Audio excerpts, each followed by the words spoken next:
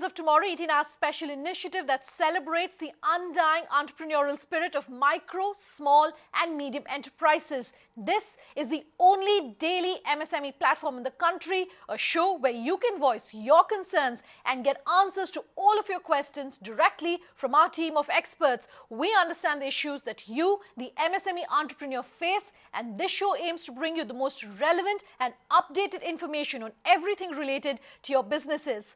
On the show today, it's my privilege to introduce C.K. Venkatraman. He's the CEO of the jewelry division of Titan. He's in conversation with my colleague Chandra Shrikant to talk about all things jewelry retail and retailing in India. Take a listen. So thank you so much for joining us on the show. I just want to start by asking you, in terms of your own perception, how has the jewelry industry changed in the last 5 years, and your thoughts on or advice for viewers in terms of adapting to these changes, the changes that you've had to make and what viewers can really learn from it? One of the big things that's starting to happen and it's starting to accelerate is the role of jewelry in a woman's life. Right. It's certainly becoming more and more of adornment, more and more of building your personality, accessorizing with your clothes, as opposed to something in which you depended on for your future. Traditionally, the role of jewelry in marriages was a big thing. Right. It continues to be so, but the kind of jewelry that's being bought for marriages are reflecting more and more today's woman's tastes. So that's one role change that's happened. And in a way related to this is the occasions where jewelry is bought is moving more and more to modern personal occasions like birthdays, anniversaries, just like that, rewarding yourself when you have achieved something, right, as opposed to a traditional festival or even a wedding. And that bodes well for the category, for the industry, because it will start becoming more and more like any other personal product. Like a lifestyle product, and okay. And what do you believe will be the biggest disruptors, say, over the next 5 years? One of the things that's certainly starting to happen is the role of digital and online. Certainly in exploration, right, search, shortlisting and all that. Because jewelry is an expensive product which you don't buy often, and you don't buy alone. You normally go with somebody, maybe a family, maybe your husband, maybe a friend, but rarely alone. And therefore, and you don't do it so often, especially the more expensive jewelry, I think. And there is also a certain ceremony, celebration associated with buying something like that and walking out of the store with that beautiful bag in your hand, feeling very happy about the whole 1.5 hours that you spent. Accomplishment. Yeah. So all that is would be missing in when you do it on the laptop or phone at home, the touch and feel in the car. Touch and feel, of course, also, because you need to see maybe 15 for settling for that one, right? And therefore, all that is one part. But at the same time, the online and digital are enabling people to look at new things in the comfort of their home or in the convenience of their car, and spending a fair amount of time on the website and looking at a range and maybe zooming in on 4 or 5 that you like and shortlisting, and in a way cutting short the process that you would otherwise have to spend in the store. So maybe you get directly into business when you come into the store and look for those, ask for those 4 or 5, right, which maybe you have copied onto your phone or something like that. So that possibility is certainly increasing, and we already know from our customers that a fair amount of online research they're doing before they're coming to the store. Right. In fact, that was my follow-up question in terms of how enterprises, how small entrepreneurs can leverage online better for marketing and brand promotion. If you can give us a few tips on that. See, one of the biggest advantages that small enterprises in any category have got because of online is the awareness about their enterprise and the reach of their enterprise, which were both sort of restrained in the physical world. They can be known to some faraway customer. Maybe they are situated in Bangalore, but a customer in Delhi can get to know that there is a store like that selling things like that, and delivery is no longer an issue, awareness is no longer an issue, and therefore smartly thinking through in which kind of an environment they need to be part of, that they need to do. Right. Because they need to go where the customers for their kind of product or products goes. So in that, it's almost like choosing a mall where your kind of customers go. So which is an electronic online mall where the customer profile matches yours. So if you're present there and you're visible when they land on the home page or whatever, and you also market to them through, today there's so much of smart marketing that is possible through social media and all that, where you actually profile a particular kind of person and market to that person. So you're saying it sort of levels the playing field, so to Certainly, speak. if you see a lot of online retail brands today, many of them you haven't even heard of. Some of them are international, but even those international brands you have not heard of. Suddenly they have an access to a huge Indian customer base because of online marketplaces, and customers are discovering some beautiful products, maybe in shoes, maybe in garments, which were very different and were not available, and they're giving them a much better choice today. You know, these days the buzzword, even for e-commerce players, is omni-channel approach, you know, an online and offline approach. So in terms of the path ahead for these medium enterprises, small enterprises, will it be better for them to, you know, focus on one channel versus the other, online, offline? What is your own take on this? I mean, for an established brand such as yours, you know, you can experiment in both, but for someone who's working with, say, much smaller capital, more competition, what do you believe the approach needs to be? See, the role of Omni would increase depending on the seriousness of the category, depending on the installation requirements of the category, and so on. Right. So if I'm buying shirts and shoes, and things like that, and if the return processes, like the shoes are delivered at home by let's say the FedEx or whoever, and if I can try them and immediately return them to the company which sold me the shoes, then there may be no need for an Omni. Whereas when I'm buying a television, the television needs to be set up in my house, and I need to understand how it works and all that, and therefore an omni-channel approach of an established brick and mortar company has an advantage over a pure online player. So it would therefore depend on, even for the MSME that context that you're referring to, it would depend totally on the category in which that MSME is operating. Right. If they're selling shirts, for jewelry specifically, the category that you know best about? The thing about jewelry is also a relatively higher ticket, right? So the risks associated with ordering something online, which you won't like, is high. The second thing is, it's also a product in which money is stored. You want the you save resale up to value, buy it, right? Okay, right. And therefore the trust aspect of the seller is key, and people would ideally like the physical. I can go there and go to that store in case there is an issue, kind of need is there, right? And therefore it will always, even in the most established jewelry markets like the US, online sale is single digit, right? I presume it is also because, other than the touch and feel aspect, because you need to look at some, let's say 15 pendants before you buy one, right? And also the technologies related to sizing and how they actually look on you are yet to evolve as much, less than maybe garments. The garment guys have been maybe more in the forefront in terms of helping you, the virtual reality and all that. Right. So I also want to understand, one of the game changers as far as policy is concerned is, of course, the GST. Take us through the impact that you see on, broadly the jewelry industry, and also how small and medium enterprises can prepare better, for GST, because it's clearly going to bring a host of changes in terms of how to operate across states. So if you can give us your own perspective on this. We are still not clear on what is likely to be the GST applicable to the jewelry industry.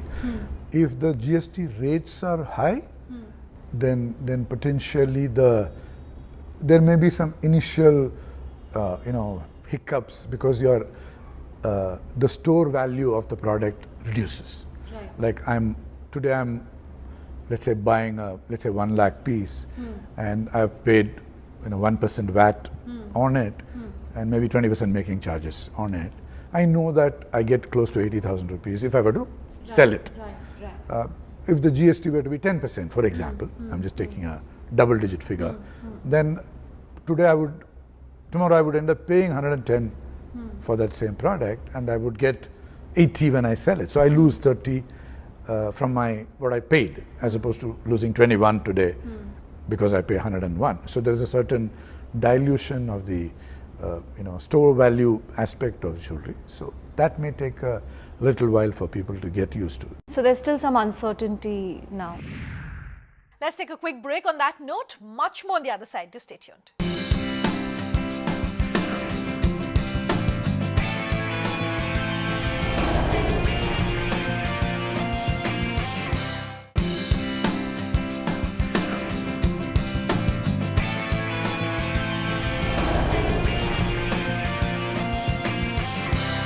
Welcome back. You're with us here on The Leaders of Tomorrow, and we're in conversation with Titan to understand how really the jewelry market in India has evolved. Take a listen.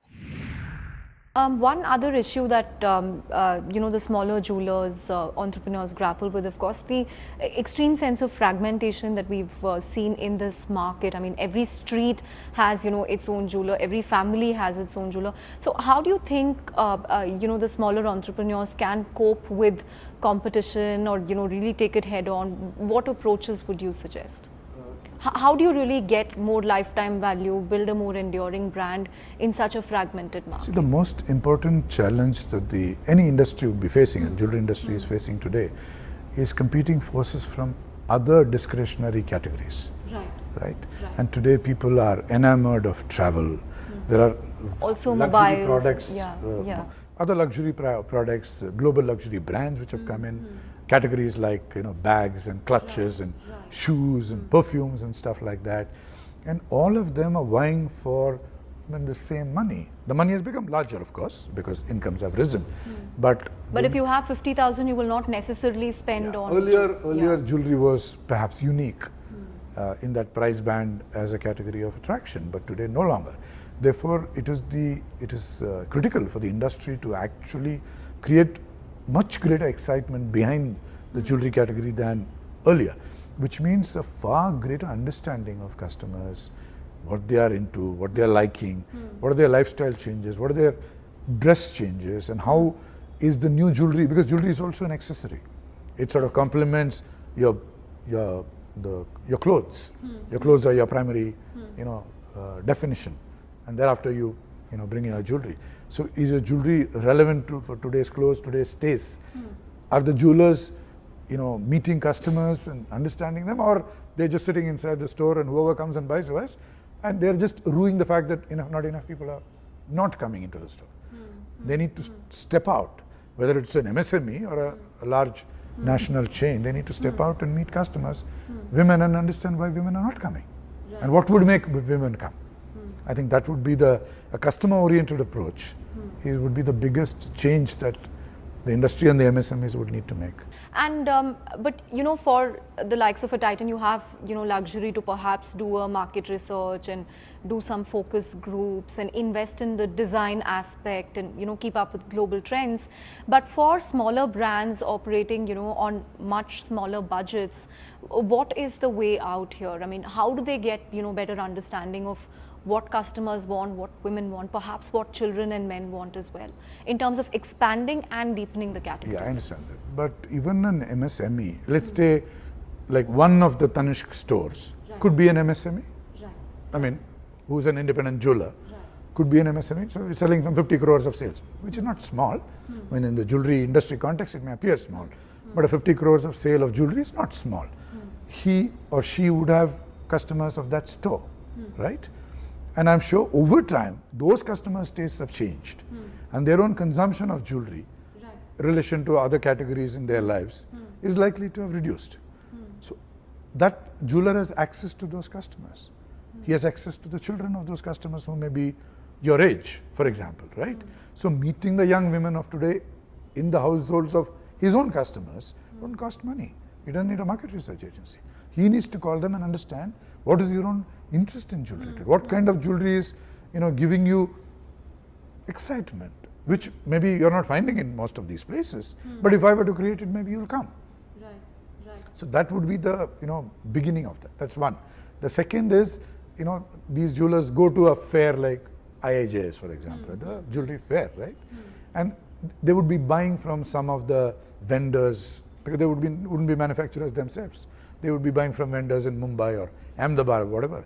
They would know, or they can find out who are the more progressive vendors among these who are supplying to brands like, let's say us, for example. What are they making? What is selling? So if they get a sense of that, because the biggest change that is happening is the change in the tradition to modernity in terms of design, finish, size, wearability and all that. People want wearable jewelry as opposed to jewelry which can keep in the cupboard. Now much of the industry is still into the cupboard kind of jewelry because they're still locked into weddings. They're locked into an Akshaya Tritiya kind of thinking as opposed to an everyday anniversary. Wearable. Yeah. Occasion is anniversary, wearable is like say, this is the new office code, right? For example, a smart jacket and trousers. Now what kind of jewelry will go with? It's not that the woman doesn't want to wear jewelry to work, okay? But she wants jewelry which complements clothes that she wears to work. Now, is the jewelry that Indian industry is typically selling or an MSME is selling, is it like that? No. Now, for example, if that MSME is located in a Bandra, in a Dickinson Road also, for example, it is a catchment of modern office goers, modern people, right? Office goers.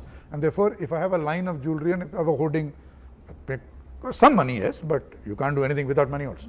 So if a hoarding, showcases some very, very up-to-date kind of office where jewelry and the store is just half a kilometer away from that hoarding, and you're in Dickinson Road, that store, the hoarding, who knows? So it's in the catchment, the relevant thing for the customers who are potential in that area. Right. And also, sir, in terms of margins, quality, any trade-offs that they will have to make on the margins front to really cope with the changes, or, can they sort of prevent that by, as you said, knowing your customer better, perhaps investing in technology as well to know the customer better, more of, analytics in that respect? On the margin side, the more the industry in general and every individual chain or MSME in particular pushes design and finish, the more margin is sitting. Right. As opposed to if you keep on almost selling it like a commodity, then the margin is missing in that. Because if the context of that product is commodity, the woman is also seeing it like that, therefore it is investment or storehouse of value, and therefore the making charges has to be as less as possible, because when I exchange it, I should get maximum value. Right. Whereas if it is a lot more of design, a lot more of storytelling, a lot more of quality of finish is sitting in the product, then even the idea of exchanging it will not occur, and the woman would certainly be willing to pay for that design, and therefore a margin is clearly sitting. So the industry as a whole and every individual jewelers have to push the idea of adornment. Right. Also, in terms of advertising, Tanishq is known for, also putting out very socially relevant messaging. So just want to know, is that, to sort of build the brand? Does it bring back customers? And how does this approach really help you as a brand? The Tanishq brand was conceived way back in the mid-90s to lead the emerging Indian woman in terms of the designs. Okay. Right. So we came in with diamonds, diamond jewelry when diamond jewelry was a very, very small part of the Indian jewelry category. And so the whole thinking about being a kind of a badge or a label for the progressive emerging Indian woman was a thought all along. And therefore aligning ourselves to issues and causes which resonate with that archetype, with that set of women, has always been a purpose as well as a strategy. Right.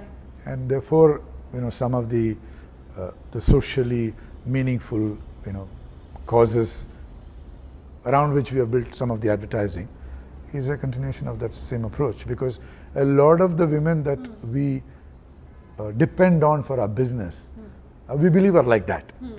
Coming to the final part of the interview, sir, one piece of advice that you would like to give them, like to give viewers in terms of, really scale and building the business that they are in? See, the most important thing that any organization should do is have a certain obsession with its customers and understanding its customers. Okay, Right. and often this may turn out to be a delivery of a certain level of satisfaction once those customers walk into the store, which of course is an important aspect of customer focus.